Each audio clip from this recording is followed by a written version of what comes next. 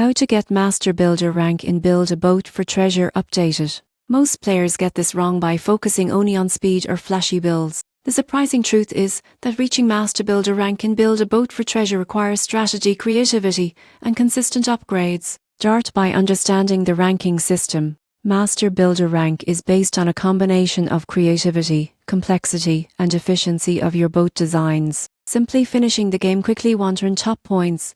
Judges value stability, originality, and clever use of parts. Next, focus on building strong, versatile boats. Use balanced weight distribution, reinforced materials, and efficient propulsion. Avoid overloading with decorative items that don't serve a function. It can actually lower your score. Experiment with different hull shapes and joint placements to see what keeps your boat stable in water. Upgrading tools and parts is essential. Higher tier materials allow for larger, more resilient builds. Most players underestimate how crucial upgrades are. Investing in better planks, sails, and engines increases your score potential and speeds up your runs. Finally, practice consistency. Run your boats through different courses and adjust designs based on performance. Observe which structures survive collisions or water hazards, and tweak accordingly. You won't believe how small adjustments, like slightly angling a sail or repositioning a motor, can make a huge difference in your score.